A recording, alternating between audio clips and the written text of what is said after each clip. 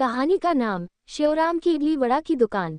गांव के बीचों बीच एक छोटी सी दुकान थी जहां शिवराम जी इडली और वड़ा बनाते थे। उनकी दुकान पर हमेशा भीड़ लगी रहती। लोग उनके बनाए हुए इडली और वड़ा के दीवाने थे।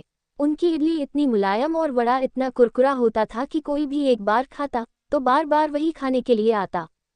शिवराम जी अपनी दुकान पर सुबह से शाम तक काम करते रहते। उनका काम बहुत मेहनत का था, लेकिन उन्होंने कभी शिकायत नहीं की। वह हमेशा मुस्कुराते हुए ग्राहकों को इडली और वड़ा देते थे। उनका मानना था, खुश रहना और अच्छे खाने से दिल भी खुश रहता है। लेकिन एक समस्या थी, शिवराम जी की दुकान पर बहुत से लोग उधारी पर भी इडली और वड़ा लेते थे। शुरू में तो उन्होंने इसे कोई बड़ी बात नहीं मानी, लेकिन धीरे धीरे उधारी का पैसा बढ़ने लगा। एक दिन चिंटू और उसके दोस्त मोहन शिवराम जी की दुकान पर आए। मोहन ने कहा, शिवराम जी, मुझे 2 वड़ा और 1 प्लेट इडली चाहिए। पैसे अगले हफ्ते दे दूंगा।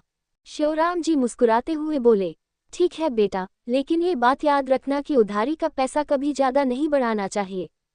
समय बीतता गया और उधारी का पैसा बढ़ता ही गया। शिवराम जी ने सोचा, अगर यही चलता रहा तो मुझे अपनी दुकान में घाटा होगा। मुझे कुछ करना पड़ेगा। अगले दिन शिवराम जी ने एक नई योजना बनाई। उन्होंने एक बोर्ड पर लिखा, उधारी का पैसा 1 हफ्ते में चुकता करें, वरना अगली बार केवल ताजे इडली वड़ा मिलेगा। वह अपनी दुकान पर यह संदेश बड़े ही शांति से देने लगे। अब ग्राहकों को अपनी जिम्मेदारी का एहसास होने लगा। धीरे धीरे उधारी का पैसा वापस होने लगा। लोग शिवराम जी की बातों को समझने लगे और ईमानदारी से उधारी चुकता करने लगे। अब शिवराम जी की दुकान पहले से भी ज्यादा सफल हो गई। उन्होंने मिठास और मेहनत से अपनी दुकान को एक नई दिशा दी और गांव में सबको ईमानदारी का महत्व बताया। योजक चिन्ह, योजक चिन्ह, योजक चिन्ह।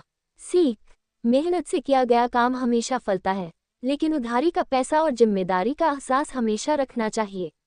एक छोटी सी समझदारी से हम अपने कारोबार और रिश्तों को बेहतर बना सकते हैं।